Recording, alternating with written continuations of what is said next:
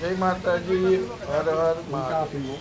હાલો આપણે આજે પાછા મંગુમાના આશ્રમે ગિરનારી અંશરથની મુલાકાત લઈએ. જય માતાજી મલદેવભાઈ. કેમ છો પ્રવીણભાઈ? બસ મજામાં. જો આજે આ મંગલ માતાજીના આશ્રમે કાલે દશેરા છે એટલે અગાઉથી અમારા આ ભૂલકા બાળ ગોપાલને આ લોકોને તો બિચારાને તહેવાર શું છે એ ખબર જ નથી, પણ અમે દર વર્ષે તહેવાર આવે એટલે આગલે દિવસે એના માટે કંઈક ને કંઈક અમારાથી જે બને એ ખવડાવીએ પીવડાવીએ છીએ. કાલે દશેરા છે તો આજે આ લોકોને દૂધપાક, પૂરી, ભજીયા, શાક, છાશ, રોટલા વગેરે બધું આજે જમાડીએ છીએ. અમને આમાં આનંદ થાય છે. આમાં આનંદ થાય છે. આ લોકોનું કોણ? હા, આપણે ત્યાં લગ્ન પ્રસંગ હોય અને માગવા આવે તો આપણે એને કહીએ કે તમે બહાર બેસો, હા, વધુ ઘટું આપીએ. સમાજને, હું તો સમાજનો કોઈ મોટો માણસ નથી, છતાં એક વિનંતી કરું છે કે આપણા દીકરા દીકરીના પ્રસંગ હોય તો આપણે 5-10 જણા આવા માગવાવાળા આવે તો એને આપણું વધુ ઘટું એઠું ના આપવું જોઈએ, કારણ કે આમાં જ ભગવાનનો અંશ છે.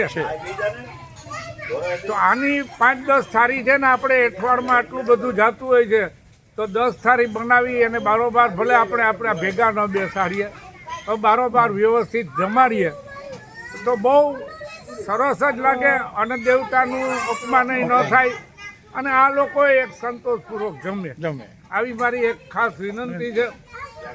બાકી ક્યારેક આ બાજુથી નીકળો તો પધારજો અમારા આશ્રમે રાણાવાવમાં, જામનગર ચોકડી, ગુરુ દત્તાત્રેય મંદિર, મંગલ માતાજીની આશ્રમ, રાણાવાવ. આભાર.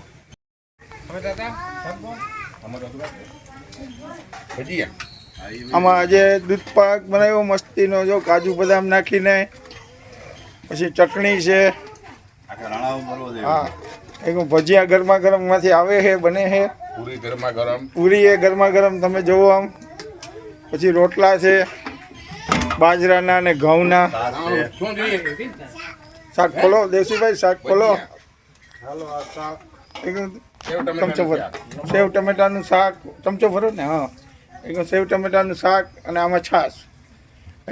અને આ બધા અમારા મંગુમાના આશ્રમ અંશત્રના બધા મેમ્બર છે, બરોબર ને? એક મંગુમાની દયા બધા નક્કી કે વગર ઓલા નક્કી વગર ઓલા એ સેવા આપે. અને આ બધાને આમ તો કામ હોય જ વાળીએ, બરોબર ને? પણ તોય છતાં ડેઈલી માટે હાજરી આપે છે. અને આ બધા જો નાના નાના છોકરા છે અને મોટા પણ છે બધા, એને જે અનુકૂળ આવે એ રીતના બેસી જાય બધા. મારા મોબાઈલમાં નાખી દેજો. અને નક્કી આરામથી બધા પ્રસાદ લે છે. તો તમને પણ કોઈને કોઈ કંઈ દેવું હોય આશ્રમમાં, અહીંયા અમારા અંશેત્રમાં, તો ગમે ત્યારે દઈ શકો. જે પણ દેવું હોય, એવું નહીં, જેટલું દેવું હોય અને જે દેવું હોય એ આવા લોકો અમારે અહીંયા અંશેત્રમાં જમવા આવે.